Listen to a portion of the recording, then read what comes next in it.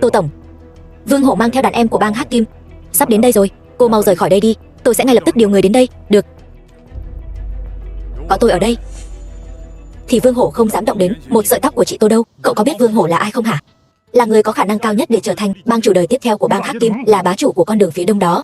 Cho dù anh ta có là bá chủ của Hải Châu đi chăng nữa thì đến chỗ của tôi, anh ta cũng phải biến thành một con mèo ngoan ngoãn thôi. Nhóc này nói khoác cũng phải biết chừng mực. Tô tổng là một người quý giá đến nhường nào. Cô ấy không thể chịu bất kỳ một rủi ro nào, dù là nhỏ nhất. Tô tổng ở đây sẽ không gặp phải bất kỳ nguy hiểm nào đâu. Nếu như Tô tổng có xảy ra chuyện gì thì tôi và cậu đều gánh không nổi đâu. Tô tổng, còn không đi thì sẽ không kịp đâu. Chị Tô, chị tin tôi đi, hôm nay tôi sẽ giúp chị giải quyết tất cả các vấn đề ở đây. Tôi thấy cậu là người của Vương Hổ đúng không? Lùi lại hết đi, Tô tổng ơi, lùi lại. Cậu có thể giúp tôi giải quyết gì cơ? Xử lý kẻ chủ mưu và bắt đầu thi công trở lại bình thường. Tôi có thể tin cậu không? Chị là chị của tôi đó. Được, tôi không đi. Tô tổng, chị không thể lấy bản thân ra để đùa được đâu. Bây giờ tôi chắc chắn 100% chắc chắn là cậu ta quen biết Vương Hổ đó. Cậu quen biết Vương Hổ sao? Có quen biết. Chắc chắn cậu ta chính là gián điệp do Vương Hổ phái đến. Còn đứng đực ở đó làm gì? Mau đưa Tô tổng ra khỏi đây đi, đây không phải chuyện đùa đâu. Chị Tô, chị không thể tin tôi một lần được sao? Tin cái thằng gián điệp như cậu làm gì? Xử lý cho tôi. Đội trưởng, Vương Hổ đến rồi. Bảo vệ Tô tổng. Lần sau có cơ hội tôi nhất định sẽ lấy mạng của cậu. Liều mạng với bọn họ.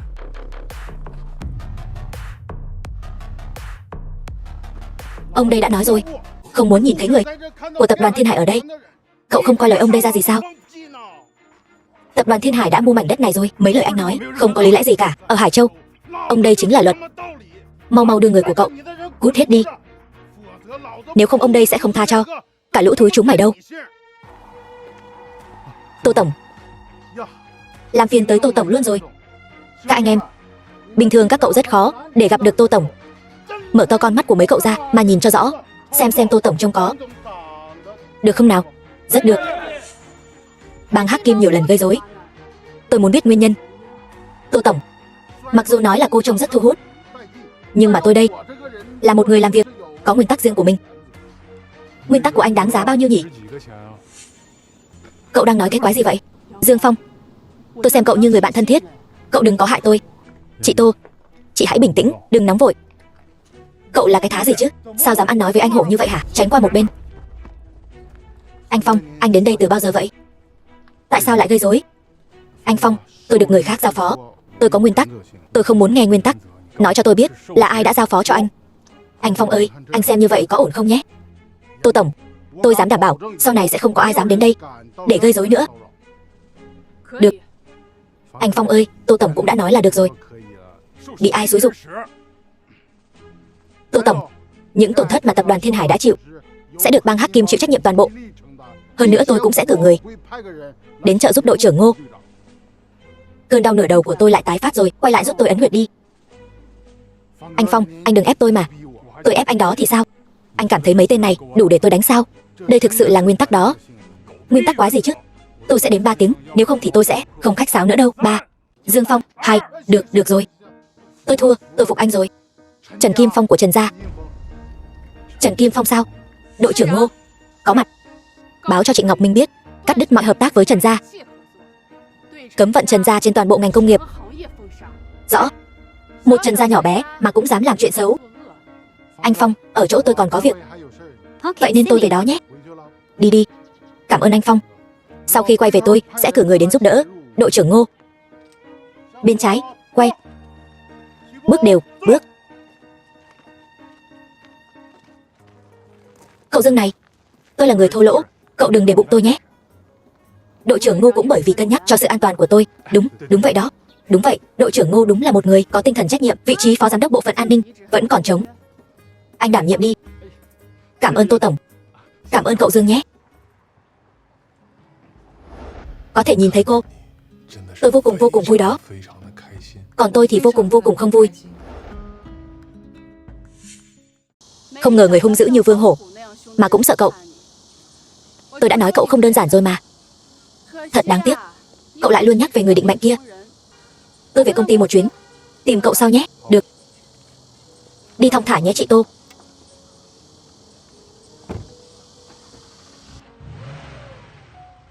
Cô ta xinh đẹp quá nhỉ? Nói là người định mệnh cái gì chứ? Toàn là lừa người ta. Có phải em đã ghen rồi đúng không? Em có biết đó là ai không? Tôi không biết, tôi cũng không muốn biết. Chị ấy là Tô Thúy Vân đó. Anh nghĩ là tôi sẽ tin anh sao? Ngồi vào vị trí tổng giám đốc có thoải mái không? Thoải mái vô cùng. Vậy thì hãy làm cho tốt nhé. Ông nội, một lát nữa Trịnh tổng sẽ đích thân đến ký tên. Cháu nên chú ý gì đây ạ? Chỉ cần giữ thái độ lịch sự là được. Đừng bao giờ tỏ ra kém cỏi hơn người khác. Châu Vũ nói đúng đấy. Trang nhã lịch sự. Trịnh tổng. Chào ông Trịnh. Diệp tổng đâu? Bây giờ tôi là người phụ trách của tập đoàn Diệp Thị. Tôi phụ trách ký tên. Tôi tổng chỉ định cô Diệp Minh. Trịnh tổng, tôi nhất định sẽ không làm tập đoàn Thiên Hải thất vọng đâu. Tôi nói lại một lần nữa, hợp đồng này chỉ có thể do cô Diệp Minh ký tên thôi. Tất nhiên là mấy người cũng có thể không ký. 20 phút nữa mà vẫn không thấy cô Diệp Minh thì Diệp gia sẽ đánh mất cơ hội hợp tác với tập đoàn Thiên Hải. Chuyện này, Châu Vũ, mau gọi điện cho dượng của cháu đi. Anh mau gọi đi chứ. Dượng ơi, Trịnh tổng đến rồi, nhưng mà ông ta chỉ đích danh Diệp Minh ký tên. Diệp Thị có thực lực để được đánh giá 5 sao sao? Không dễ gì có được cơ hội này. Cậu còn quan tâm ai sẽ ký tên sao? Mau gọi điện cho Diệp Minh đi. Làm gì đó? Cầu xin cũng cần phải có thái độ của một người đi cầu xin chứ. Mau đưa điện thoại cho tôi. Mới gọi một cuộc điện thoại mà em đã qua đó thì sau này họ vẫn sẽ không trân trọng em đâu. Không trả lời điện thoại của cháu thì cũng thôi đi. Ông nội, cô ta thậm chí không thèm bắt điện thoại của ông luôn. Diệp Minh đây là muốn làm phản rồi sao? Cháu đi cầu xin Diệp Minh quay về đi. Sao cơ? Kêu cháu đi cầu xin sao? Cháu không đi chẳng lẽ ông đi sao? Diệp Như, đúng là em đi thích hợp hơn đó. Hơn nữa bây giờ thời gian không còn nhiều nữa. Cho dù cháu có quỳ xuống thì cũng phải cầu xin nó về đây cho ông. Đi đi. Diệp Minh chỉ là một công cụ ký tên thôi. Tổng giám đốc vẫn là em mà. Chỉ là chịu thiệt một chút thôi. Còn có thể làm gì được đây? Được rồi, cháu đi. Dương Phong, Diệp Như cô ta sẽ không đến đâu. Chứ đừng nói là dáng vẻ cầu xin gì đó. Cô ta sẽ đến. Anh không hiểu cô ta. Anh hiểu rõ cô ta quá rồi. Lại đi quan sát, lắng nghe để đánh giá sao? Không sai. Nếu như anh có năng lực như vậy thì anh có thấy được bây giờ tôi đang rất không vui hay không? Xem tướng mạnh cho nửa kia của mình. Vậy thì quá nhàm chán rồi đi. Ai là nửa kia của anh chứ? Rất nhanh sẽ là nửa kia thôi. 3 ngày mà anh đã nói ấy, bây giờ đã qua một nửa rồi. Nôn nóng muốn làm nửa kia của anh như vậy sao? Ai nôn chứ? Là anh nôn nóng đúng không? Đúng là anh nôn lắm đó.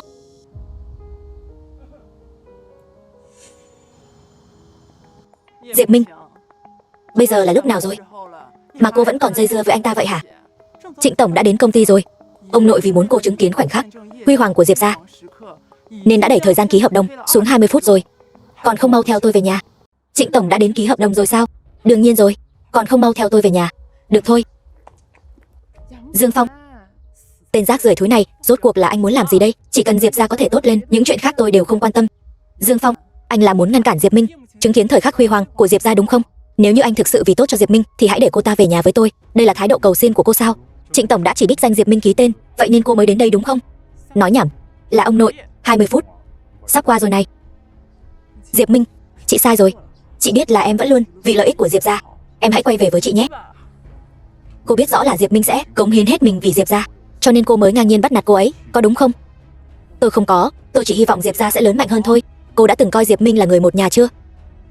Quá giờ rồi, thì còn muốn trở thành đối tác 5 sao của tập đoàn Thiên Hải sẽ không dễ dàng được như vậy nữa đâu. Rốt cuộc là anh muốn tôi làm gì đây? Quỳ xuống nhận sai. Dương Phong, nghe lời anh đi. Cô có quỳ hay không nào? Được thôi, tôi quỳ. Cặp đôi thúi, hai người đợi đó cho tôi. Minh Minh này, chị gái biết sai rồi, hãy về nhà với chị đi nhé. Dương Phong, đừng ầm ĩ nữa. Chị ơi mau đứng dậy đi. Diệp Như, có phải cô còn quên một chuyện nữa hay không nhỉ? Tôi cũng đã quỳ xuống rồi, có phải cô còn phải gọi tôi một tiếng ba nữa hay không nhỉ? Anh, Dương Phong, đừng ầm ĩ nữa, thời gian không chờ đợi ai. Được rồi, đúng rồi. Nếu như cô ta gọi anh là ba thì Minh Minh sẽ phải gọi anh là Dương Phong. Minh Minh về rồi này. Mau đến chào Trịnh tổng đi. Trịnh tổng, để ông đợi lâu rồi. Có những điều khoản mới trong hợp đồng Cô Diệp hãy xem qua trước đã. Vậy thì phiền Trịnh tổng đợi tôi thêm một chút để xem qua một lượt nhé. Xem cái gì mà xem chứ, mau mau ký tên vào đi. Trịnh tổng, người ta rất bận đó. Đúng vậy đó.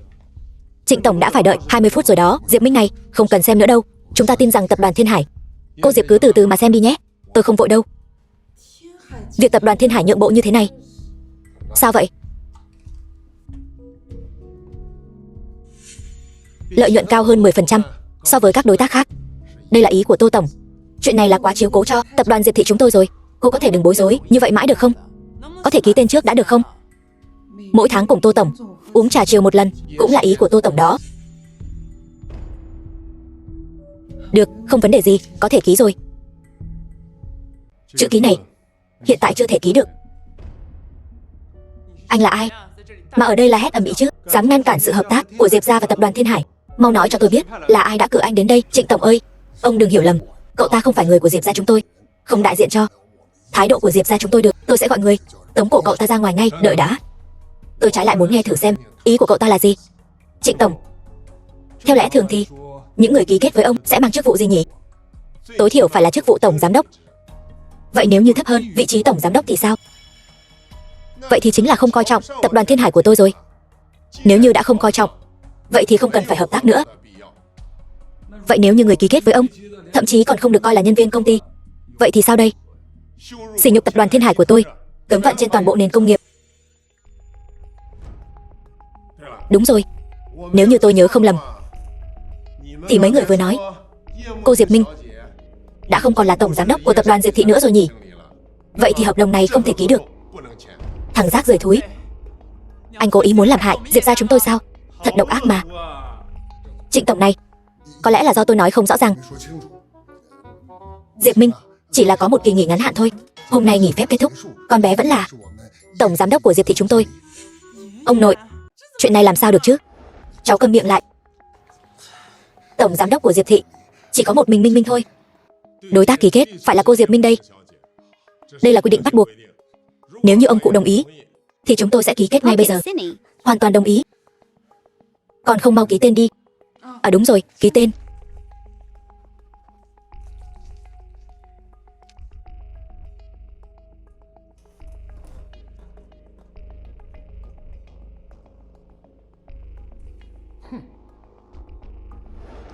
Đồ người ngoài nhà anh, mau cút khỏi nhà chúng tôi ngay. Diệp tổng còn chưa đuổi tôi đi, cô có tư cách gì chứ? Hay là phải gọi tôi là ba, cô mới dễ chịu hả? Anh. Được thôi, chúng ta cứ chờ mà xem. Hôm nay vui thật đó. Chúng ta sẽ không bị bọn họ ảnh hưởng nữa rồi. Đúng rồi, người phụ nữ bên đường khi nãy rốt cuộc là ai vậy? Tô tổng đó. Người bình thường rất khó để gặp Tô tổng, nhưng mà trên hợp đồng đã viết mỗi tháng sẽ cùng với cô ấy uống trà chiều một lần. Đến lúc đó đợi xem tôi vạch trần anh như thế nào. Đúng, anh đợi em vạch mặt anh nhé. Anh đã giúp tôi lấy lại vị trí tổng giám đốc, còn giúp tôi xả giận nữa. Tôi nên cảm ơn anh thế nào đây? Lấy thân đền đáp là được rồi. Alo ba, sao vậy ạ? Mày vẫn còn mặt mũi hỏi sao vậy nữa sao? Tập đoàn Thiên Hải muốn cấm vận Trần gia chúng ta trên toàn nền công nghiệp này. Mày là cái đồ bất hiếu, hại Trần gia thảm rồi.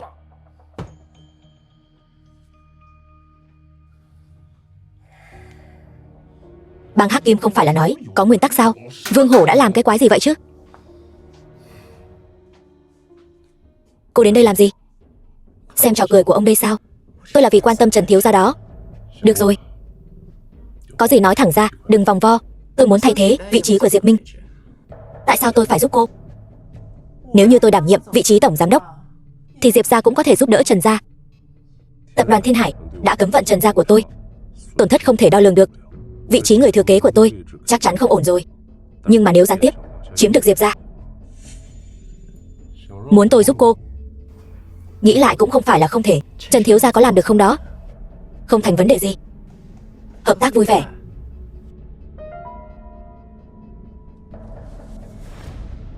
Trần thiếu gia, đây là bệnh viện.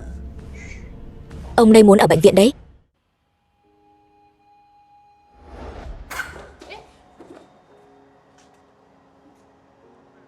Cậu không nhìn thấy à? Cậu muốn đi đâu? Tôi đưa cậu đi nhé. Tôi không biết. Tôi có mở một tiệm massage. Nếu như cậu muốn thì đến chỗ tôi làm việc nhé. Nếu như anh đã khôi phục thị lực rồi thì đừng đi làm ở tiệm massage nữa. Anh có muốn đi cũng không đi được. Anh bị bà chủ đuổi việc rồi. Không sao đâu. Anh có thể đến làm thư ký cho tôi. Thư ký nam sao? Anh còn chê sao?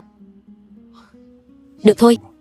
Nếu như em không muốn lấy thân báo đáp, vậy cứ để anh lấy thân báo đáp vậy. Đây là công ty. Đừng nói lung tung. Đừng cử động. Sao cơ?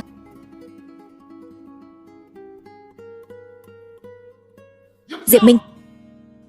Cô được lắm Diệp Minh. Công ty xảy ra chuyện lớn như vậy mà cô không quan tâm, mà lại ở đây tình tứ với cái tên rác rưởi này. Công ty xảy ra vấn đề gì vậy? Ông ơi, ông xem đi. Diệp Minh làm tổng giám đốc như thế này đây sao? Diệp ra sớm muộn gì cũng sẽ lụt bại trong tay cô ta thôi. Văn phòng là nơi để cho cô ta hẹn hò hay sao? Diệp như nhà chúng ta, kém xa cô ta ở khoảng này đó. Diệp Minh, nếu như chuyện ngày hôm nay không được giải quyết, ông không chỉ không hợp tác với tập đoàn Thiên Hải, mà ông còn đuổi con ra ngoài nữa. Có vấn đề gì thì cứ nói ra, toàn nói những chuyện vô bổ. Ở đây có chỗ cho anh nói chuyện sao? Cậu vẫn chưa kết hôn với Diệp Minh mà đã tự coi mình là người của Diệp gia rồi sao? Sao vậy? Nói vấn đề rồi, cậu có thể giúp tôi giải quyết vấn đề này sao? Biết đâu có thể.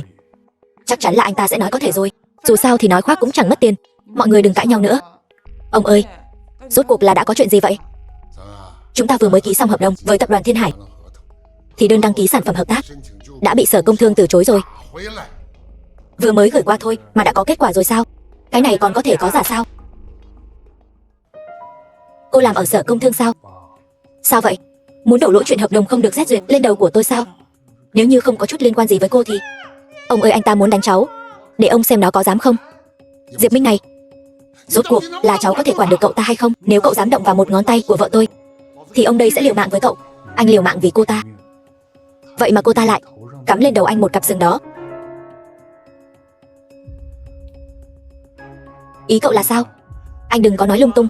Anh ta bị điên rồi, anh đừng nghe anh ta nói nhảm. Rốt cuộc là cậu có ý gì hả? Cặp sừng này cũng khá dài đó. Trên đó có viết 3 chữ to tướng: Trần Kim Phong. Dám vu khống tôi sao? Tôi liều mạng với anh. Rốt cuộc là mấy lời cậu ta nói có đúng hay không hả? Anh ta nói chuyện rất tùy tiện, anh cũng biết mà. Châu Vũ, cháu thà tin tưởng một người ngoài, chứ không thèm tin tưởng vợ của mình sao? Diệp Minh, nếu như cháu không quản lý được cậu ta thì đừng đưa cậu ta qua đây nữa. Bây giờ công ty đang phải đối mặt với vấn đề lớn. Đây là vấn đề cấp bách nhất mà chúng ta cần giải quyết. Đúng vậy, vấn đề lớn của công ty. Châu Vũ này, có cách nào không? Nếu như Sở Công Thương nhanh như vậy mà đã từ chối đơn xin xét duyệt thì đây không phải là quy trình tiêu chuẩn. Diệp ra chúng ta bị người ta gây rối rồi. Cho nên việc quan trọng nhất bây giờ là tìm cho ra người đang giở trò là ai. Vẫn là Châu Vũ có hiểu biết. Vậy thì mọi người hãy nghĩ thử xem, Diệp ra gần đây đã đắc tội ai vậy? Chúng ta luôn đặt chữ tín lên hàng đầu trong kinh doanh, không có đắc tội với ai cả. Cô tự ngẫm lại bản thân mình thử xem. Tôi sao? Là Trần gia sao? Trần thiếu gia yêu thương cô hết lòng hết dạ. Cô từ chối Trần thiếu gia thì thôi đi, cô còn mang tên đàn ông này đến khiến Trần thiếu gia buồn nôn. Nên Trần gia lợi dụng thế lực của mình để tiêu diệt Diệp gia chúng ta. Chuyện này cũng không phải là không có khả năng. Rất có thể đó. Diệp gia cũng vì cháu đã phải chịu bao nhiêu khó khăn. Nếu Diệp gia không có Diệp Minh thì mấy người chẳng là cái thá gì cả. Sao anh không nói là nếu Diệp gia không có anh thì chả là cái thá gì luôn đi? Cậu có bản lĩnh như vậy thì hãy đi giải quyết vấn đề này đi. Minh, anh đưa em đi giải quyết vấn đề. Ông ơi, ông thấy chưa? Công ty đang xảy ra chuyện lớn như vậy mà hai người họ còn đi hẹn hò. Diệp Minh, rốt cuộc cháu có biết phân biệt nặng nhẹ hay không vậy hả? 2 tiếng nữa mà không về thì hai đứa tụi bay cút hết luôn đi.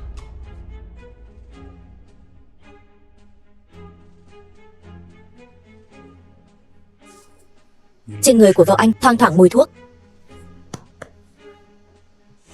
Trần Kim Phong nhập viện. Châu Vũ, đừng nghe anh ta nói lung tung. Anh đi đâu vậy? Team dựa của anh điều tra thử xem ai giở trò với Diệp gia. Ông ơi, ông thấy rồi chứ? Châu Vũ mới là người thật sự quan tâm đến Diệp gia của chúng ta. Rốt cuộc là giữa cháu với Trần Kim Phong có gì hay không hả? Không có. Cháu gấp gáp trả lời ông như vậy để làm gì hả? Trực tiếp đến Sở Công Thương có ích không? Chắc chắn hữu ích, mà còn là hiệu quả cao nhất.